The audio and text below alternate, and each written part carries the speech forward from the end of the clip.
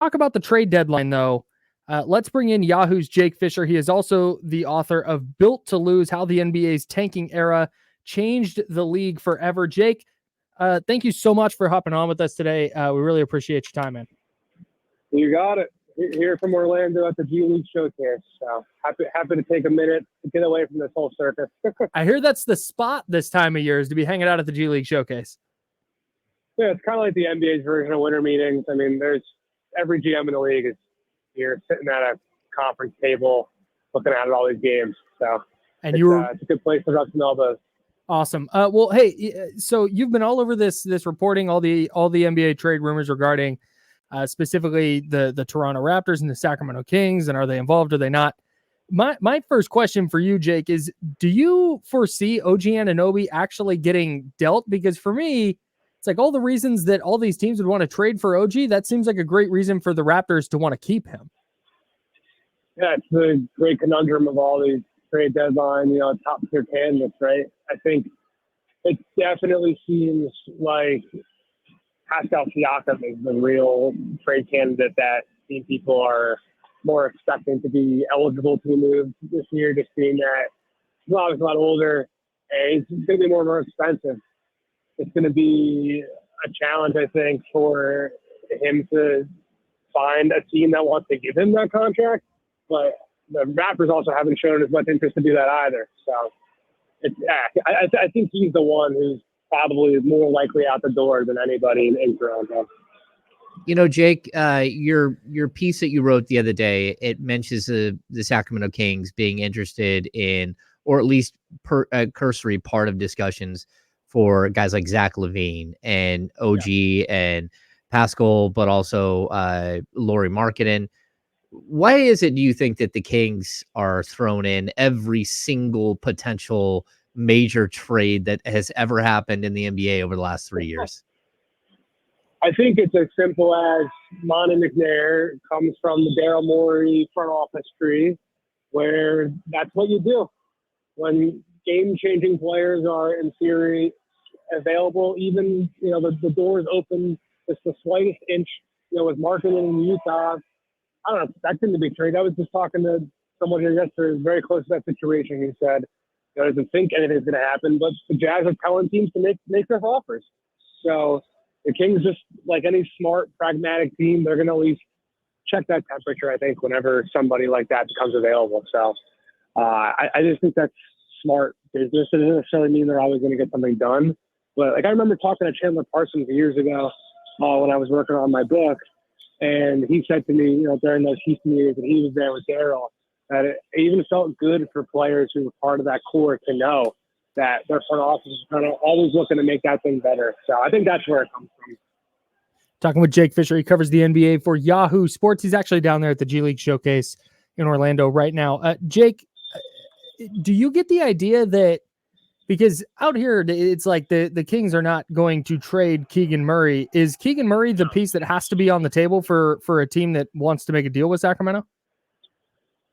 I think that's going to be the asking point, especially when we talk about Toronto. I mean, the Raptors, when teams call them asking about their players, they're saying, well, give us everything in the kitchen sink. And I think with Utah, I mean, that's probably going to have to be a consideration if you're thinking about Lauri Markkanen and considering what the Jazz price point is. But I'd be absolutely floored if the Kings moved on from Keegan. I think this is not a Tyrese Halliburton situation from a couple of years ago. I think Sacramento, from all my conversations, values him as an absolutely elemental piece of this franchise between De'Aaron Fox and Tomas Sabonis in their lineup. And they took him number 4 overall when a lot of people in the NBA would have taken Jaden Ivey. There's that, kind of viral video in Detroit where they were snickering to themselves in their war room and Ivey fell to them. And the Kings have been so high on this dude for a long, long time throughout that pre-draft process. I would just be shocked if they ever really considered something like that. Yeah, I don't see them even considering it either, Jake. Of course, we're talking to Jake Fischer from Yahoo Sports. What do you think about this trade deadline, Jake? Is it going to be a wild one, or are we going to have a whole lot of talk and a whole lot of nothing come February 8th? I think it will be active. The last couple of years, there's been a lot of activity, not necessarily a ton of, all NBA All-Star guys changing hands every single year.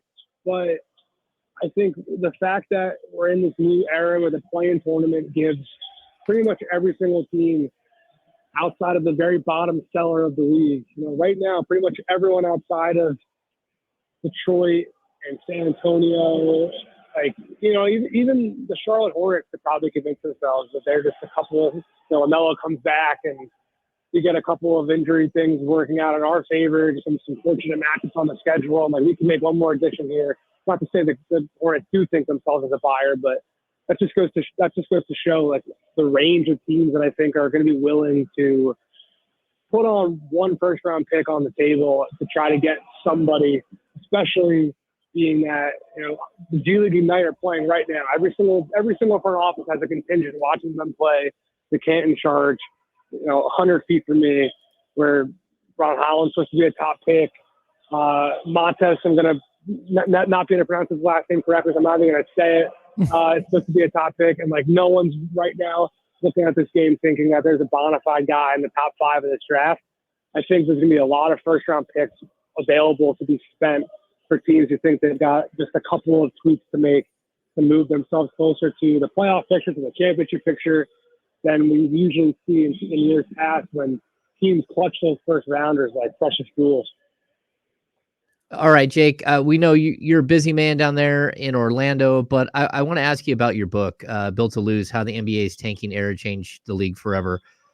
We have a lot of Kings fans in this area that are listening intently, and maybe they don't know. What is it that they can get from your book when it comes to the Sacramento Kings tanking and sort of like this avenue? Because I love the topic. It's a great book. And I think that you have a unique perspective on tanking.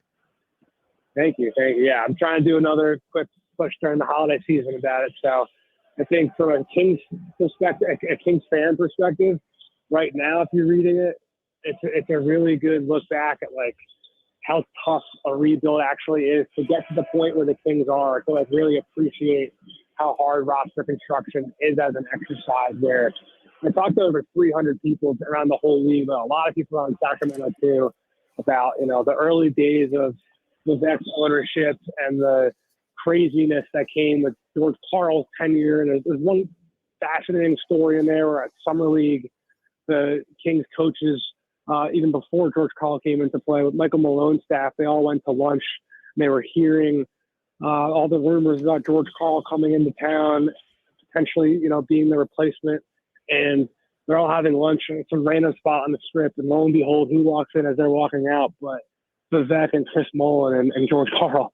So that's stuff like that you just can't really script, that are just wild behind the scenes stories that happen in the NBA. And for a long time, as Kings fans know, it was quite a circus in Sacramento. So I think it could be a fun trip down memory lane for a lot of Sacramento fans to even just like better appreciate. I know it's being so appreciated right now, but just sometimes to look back at where you came from helps kind of reestablish how great a current situation you're in. That sounds incredible. Yeah. I can't wait to read it. Jake, really appreciate your time, man. Thank you so much for hopping on with us, and we'll do it again soon. Thank you, guys.